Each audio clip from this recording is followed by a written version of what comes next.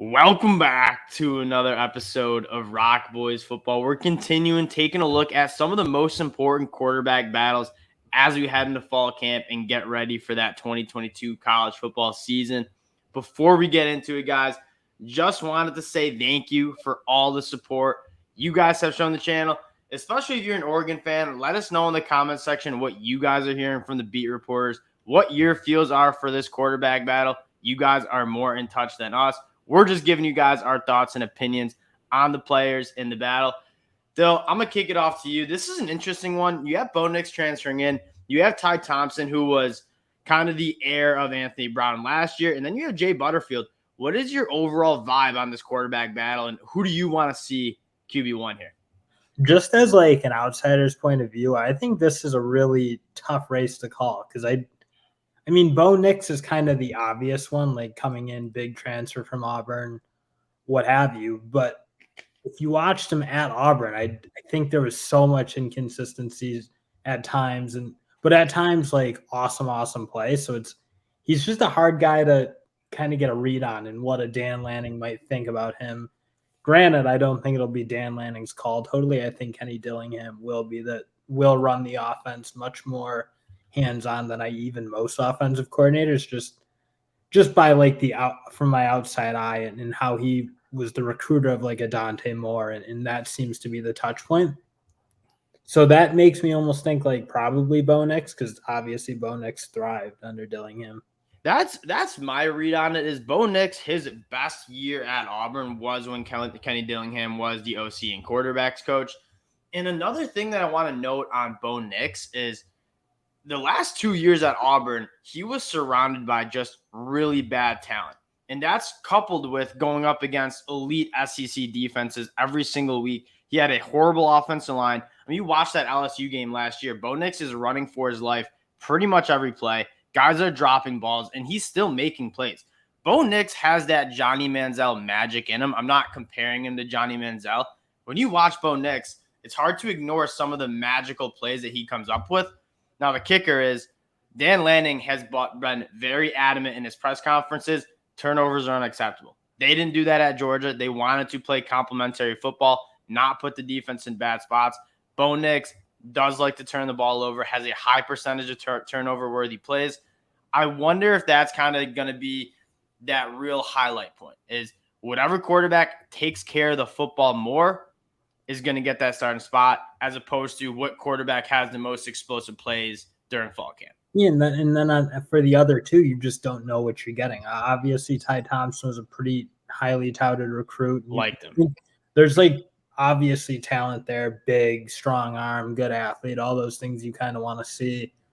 But you just don't know enough about him. So, I mean, as an outsider, I don't know how I would make an assessment on is he better than Bo Nix, because yeah, as much as like you criticize Bo Nix at moments, there have been really good moments. I mean, you go back that LSU game, that's like as good as I've seen a quarterback play in a brutal spot where you're right.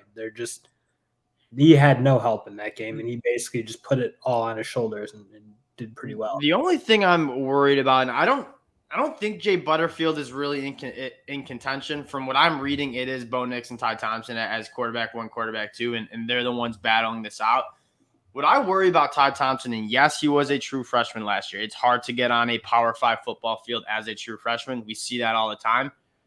If they didn't feel comfortable putting him in at certain points when Anthony Brown was just so bad to finish out that season. I remember watching that Pac-12 championship game.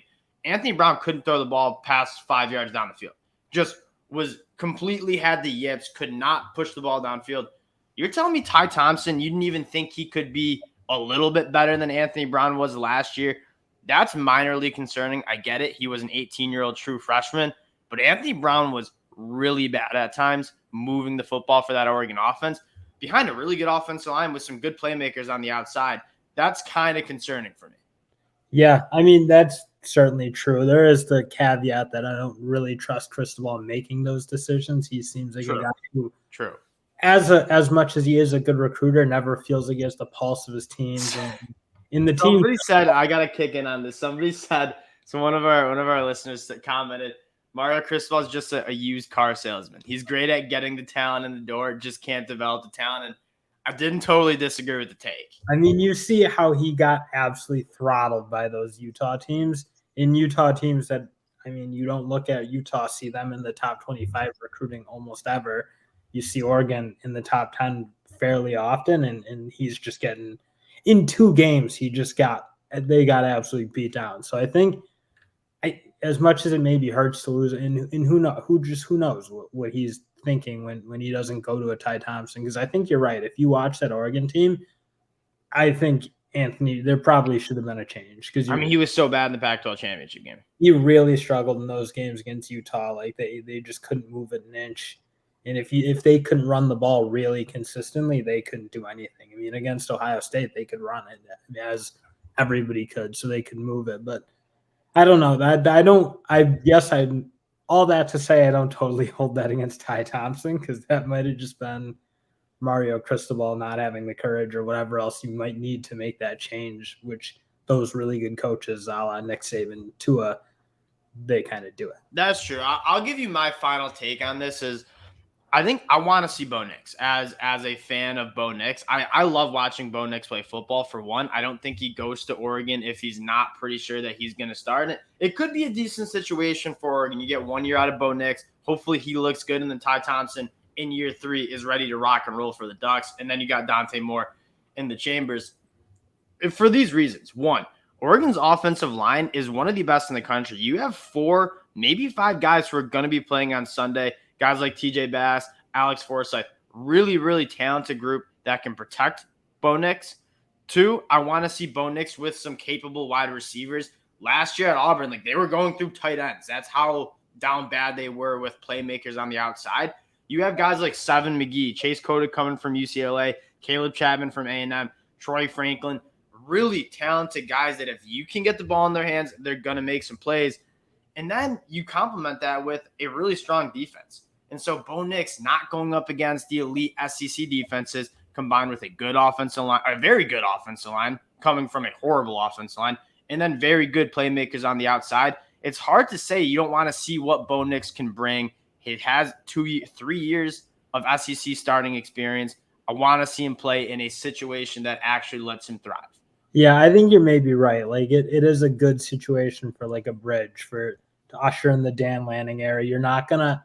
I don't think you're gonna be really bad with Bo Nix. Can he win you a national title? I kind of doubt it, but I don't see him making you a 5-7 team kind of thing. I think they'll have a pretty high floor, I would think. Well, at the end of the day, neither of these quarterbacks Oregon's going to be a good football team this year. Ty Thompson, Bo Nix, or Jay Butterfield are all very good options.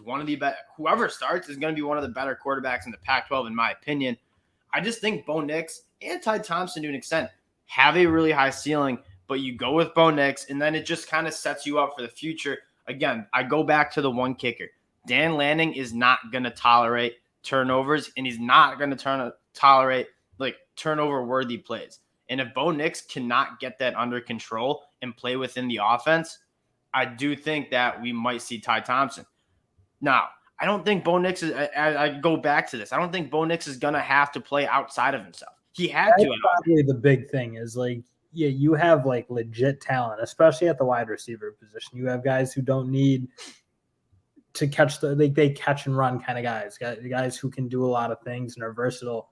Whereas you're right, at Auburn, you really don't have any pro wide receivers in the past couple of years. And the offensive line stunk out loud. You watch that game. I keep going back to the LSU game, running for his life. It was either he takes a sack or he tries to scramble, throw across his body. He was making those plays that game, but then there's some games where those are interceptions. He just had to do it. It was either that or they're punting the football. And so Bo Nix was really forced to play outside of that scheme. To close it out, I want to just kick it to the Oregon fans. Let us know in the comment section. Let us get a little bit more plugged in. Give us your take on this quarterback battle. I think it's a really intriguing one. You have a first-year head coach with a transfer and then a really young, talented kid. I'm excited to see who trots out against Georgia and then see if they can go win a Pac-12 championship, which they are certainly capable of doing. Guys, appreciate you guys rocking with the ROC Boys as usual, and we'll talk to y'all later. Peace.